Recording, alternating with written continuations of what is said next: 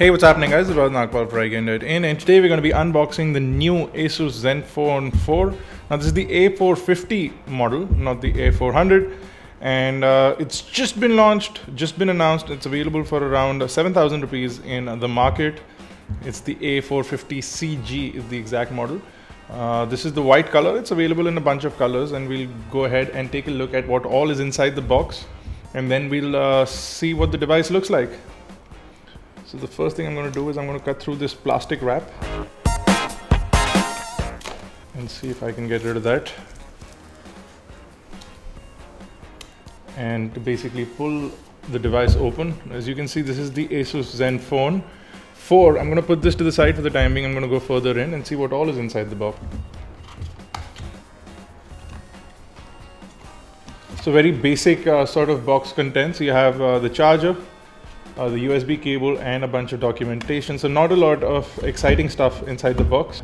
The charger is really nice quality. It's a decent size and decent build charger, and the cable also seems to be of really nice quality. But that's not what this video is mostly about. I mean, even though we did an unboxing, let's go ahead and take a look at the device itself. So there's a nice little warning to not use a SIM card that has been cut or a SIM card that has been put into an adapter, to only get a regular size SIM card and then put it in there. Now this will take a micro SIM card, so you'll need to get a micro SIM card because they claim that you can't use an adapter and you shouldn't cut your card. The finish on the phone is really nice. It almost reminds me of a Nexus device, which is really cool. Let's see if we can pull out the back panel. So the tab is on the bottom right over here. So as you can see, the battery is non-removable, but you do have a SIM card 1 slot and a SIM card 2 slot. So it is a dual SIM device. Let's go ahead and take a look around the device while I power this on. Okay, so if you look at the front of the device, you have a front-facing VGA camera. You have the Asus logo and the earpiece. You can see you have a screen over here. It is a 4.5-inch capacitive touchscreen display. It does have Gorilla Glass 3, and it is a 480 by 854 pixels, so approximately 218 pixels per inch, which is fairly decent. But if you compare it to the likes of the Xiaomi Redmi 1S, it doesn't have the same sort of resolution or the same sort of quality. It is an IPS LCD display, and you do have Gorilla Glass 3, so you do get added security and protection on the device. At the bottom, you have 3 touch capacitive buttons right over here. On the bottom is the micro USB charging as well as data syncing port, along with the main microphone. On the right are the nice volume rockers along with the power lock and unlock button. On the top is the 3.5mm headphone jack. There's nothing on the left of the device, mostly clean. You do have this tab to pull out the back panel, and on the back is the main 8-megapixel camera with LED flash. It does do 1080p video at 30 frames per second. You can see the Asus logo and a really nice and large speakerphone at the bottom over here. Looks fairly nice. That's it. Let's quickly go ahead and set this up. So there you go. This is what the main screen looks like. You can see it's a fairly nice user interface. You can pinch out, add a bunch of home screens here if you would like to do that, and then you can choose which one you want to set as home by simply tapping on this home icon. You want to remove a screen, simply drag it and drop it into the trash can. Pull from the top, you have your notification panel, and you tap on this, you get your quick toggles. Really nice, very nicely made user interface over here. Looks really clean, is really fluid. It is running on the Intel chipset. And talking about the Intel chipset, let's quickly talk about the specifications on the inside. So we have an Atom Z2520 chipset, which does have a dual-core 1.2 GHz processor and a SGX 544 MP2 GPU. Now in comparison, it easily compares to a Qualcomm Snapdragon 400 is what Intel claims. So it says that it's better than a Qualcomm Snapdragon 400, which will only have to be seen over a period of time. It supposedly has a great amount of battery management as well. Going further, we do have a 1 GB of RAM and 8 GB of internal storage. You also get a 1750 mAh battery, which is fairly good. If you go into the dialer, you'll see that they have a really nice dialer. It does have a smart dial feature, which lets you quickly sync up with your contacts, and then all you need to do is simply type the first few letters and it'll find the contact for you, which is nice. Multitasking panel is pretty stock, so no customizations there. You do have an Asus folder, which gives you a bunch of things that have been made by Asus. So you do get Asus web storage, the Splendid application, a file manager, a SuperNode application, the gallery contacts, a power saver mode, and a really nice calculator as well. If I go into the all apps list, you'll be able to see that we have something called the Audio Wizard that lets you customize the sound experience from the device, which is nice. You do get a flashlight here as well as an FM radio, so that's good. So you get a flashlight application that turns on the flashlight. Fairly simplistic. Let's quickly pop open the browser and see what that looks like. We'll quickly jump over to iGyan. So it's telling you that you can flick words easily by simply swiping through, and then you can flick up letters to create words. You can also add words to the dictionary. So that's good. So they have a nice keyboard inbuilt onto the device. So it quickly finds our website. I'm going to quickly load it up as well. So you do get Google Chrome out of the box on this, so that's good.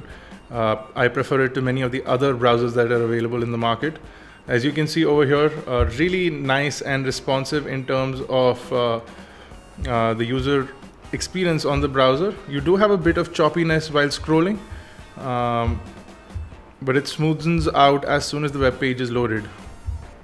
You can see pinching in is smooth as well. Text is really crisp, so no complaints with that. Let me switch from portrait into landscape, and you'll see a seamless switch over there as well. It's just simply tapped on a article, so it's going to load that up. So it's loaded up the review for the Redmi 1S, the competition for this particular phone. But you can see it's really smooth, so I'm quite enjoying this experience. One advantage that it does have over the Redmi 1S is the fact that it is easily available.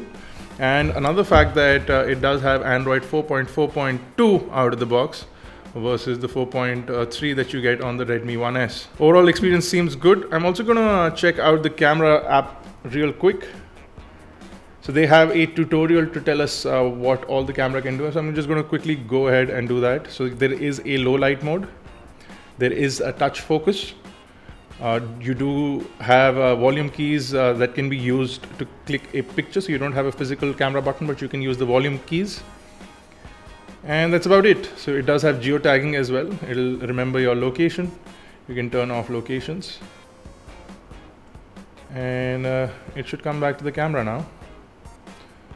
So a very simplistic user interface. You can go into your modes. It's almost like Samsung's camera application. So you have HDR, time rewind, panorama, night mode, low light, depth of field, miniature mode, which is nice, all smiles, beautification, GIF animation, and all of that. If you go into movie, you have auto, you have low light, and you have a miniature movie mode, which is really interesting. You also have time lapse. So I'm going to be testing this out in depth. It seems like a really nice set of modes. You can also go into turbo shooting, so this will probably capture lots of images. That's quick. That's really quick. So I just caught 18 pictures. Select all, unselect all. That's great. You can delete all of them as well. You have your camera settings over here, and then you can add filters. That's great. You can switch to the front camera, and then you can control your flash. So very simplistic. I like the fact that you have lots of modes over here. Let me click a quick picture for miniature mode right now. So the camera really slows down while capturing. I don't know if that's a good thing. It's sort of miniature, I guess. It's not the best, but you really need to be far when you're clicking a miniature sort of photograph. That's a quick look at the new Asus Zenfone 450. I'm going to do one last thing before I move out of this, is check out video.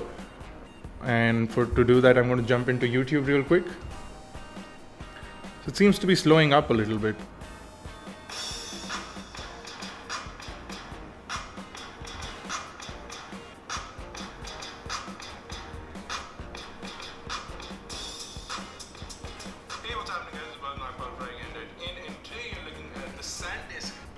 So the YouTube application is not reading the sort of specifications of this phone correctly. So you get this weird square in the middle instead of the whole video being played properly in widescreen. So that's a big disappointment for me right here.